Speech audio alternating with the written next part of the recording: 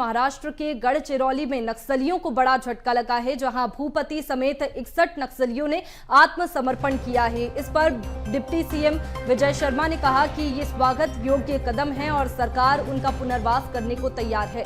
उन्होंने बताया कि सरेंडर करने वालों में कई बड़े नेता और हथियारबंद नक्सली शामिल है, जिनमें पोलित ब्यूरो का एक सदस्य भी है। वहीं कांग्रेस के पीसीसी चीफ दीपक बैज ने मांग की है कि आत्मसमर्पण करने वाले नक्सलियों का पूरा बायोडेटा, अपराध और घटनाओं का रिकॉर्ड सार्वजनिक किया जाए, ताकि जनता को भी सच का पता चल सके। देखिए, लगातार नक्सलियों की ओर से आत्मसमर्पण की खबरें आ रही है, लेकिन जब 61 नक्सलियों ने आत्मसमर्पण किया तो उसके बाद में जो एक सफलता है वो देखी जा रही है। इसे एक सफलता के तौर पर देखा जा रहा है, क्योंकि जो टारगेट है मार्च 2026 में नक्सलवाद को पूरी तरह से खत्म कर देने का, उसे लेकर के ये एक बड़ा कदम माना जा रहा है, क्योंकि 61 नक्सलियों ने आत्मसमर्पण किया और इस पर अब तमाम जो प्रतिक्रियाएं हैं वो भी सामने आ रही है। वहीं बात की जाए कि लगातार जो सुरक्षा बल है वो भी अलर्ट पर रहता है और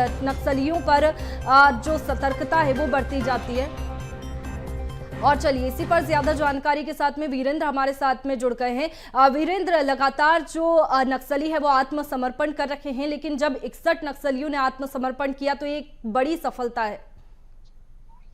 जी बिल्कुल, एक बड़ी सफलता है गढ़चिरौली की, जिस प्रकार से नक्सलवाद समाप्ति की ओर है और बस्तर से पूरी तरीके से नक्सलवाद, जिस प्रकार से डेडलाइन केंद्रीय सरकार अमित शाह ने कहा है कि पूरे 26 मार्च 2026 में इस प्रकार से डेडलाइन दिया है, तो अब जो माओवादी है वो जो शीर्ष नेता है वो आत्मसमर्पण कर रहे हैं। जिस प्रकार से चाहे तेलंगाना हो, चाहे उड़ीसा हो, चाहे आप महाराष्ट्र ले लो, चाहे छत्तीसगढ़ में जिन भी माओवादी लीडर है वो आप आत्मसमर्पण की ओर है। एक माओवादी, एक बड़ा लीडर का महाराष्ट्र में जो कांकेर जो जिला है उससे लगा हुआ है, वहां जो है सीसी मेंबर का 6 करोड़ जो इनामी नक्सली है वेणुगोपाल सोनू उप जो राव जो है, उन्होंने आत्मसमर्पण आज जो है सीएम के सामने एक जितने भी 60 टली है 50 हथियार के साथ तमाम के साथ वो जो है आत्मसमर्पण सीएम के साथ है आत्मसमर्पण किया है। इसे साफ तौर पर देखी जा सकता है कि कैसे जो है माओवादी बेरे नजर आ रहे हैं और अब आत्मसमर्पण की ओर कर रहे हैं। अब कहीं ना कहीं बस्तर से तरीके से लाल आतंक जो है मुक्त होने वाला है, जिस एक बड़ा उदाहरण है, क्योंकि सबसे बड़ा ये जो है माओवादी जो नेता है वो जो है आत्मसमर्पण किया है और वो भी 60 नक्सली सदस्य के साथ, जिसमें से 10 डीवीसीएम सदस्य हैं, कई सारे एसएससी मेंबर हैं, कई सारे लाखों नक्सली जो नेता है वो जो है। जो सोनू है, जो माओवादी जो बड़ा लीडर है, उन्होंने 15 सितंबर को एक बड़ा लेटर भी केंद्रीय अमित शाह को एक लेटर जारी किया था आत्मसमर्पण को लेकर, तो उससे अनुमान लगा सकते हैं कि उन्होंने भी आत्मसमर्पण को लेकर इस प्रकार से जारी किया था। तो आज उन्होंने आत्मसमर्पण कर दिया है, तो इससे कयास लगा सकते हैं कि बस्तर से अब जो है माओवाद जो है समाप्ति की वो है। जी बिल्कुल वीरेंद्र, लगातार नक्सली आत्मसमर्पण कर रखे हैं, लेकिन दूसरी ओर जो सुविधाएं हैं वो भी नक्सलियों को दी जा रही है। 50,000 की राशि दी जा रही है। इसके साथ ही और क्या सुविधाएं दी जा रही है ताकि वो जागरूक हो रखे हैं और नक्सलवाद की तरफ जो खात्मा है वो हो रहा है छत्तीसगढ़ में?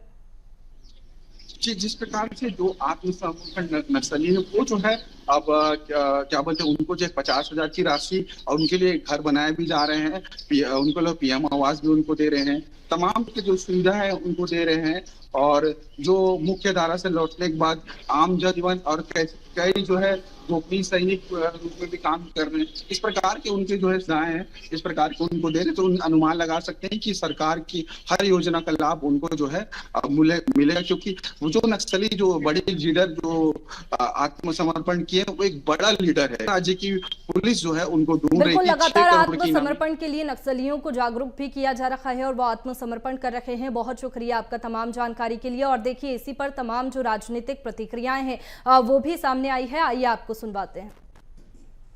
जितने भी आत्मसमर्पित ये नक्सली बता रहे हैं, भाई उनका बायोडाटा एक बार प्रदेश की जनता के सामने रख दे।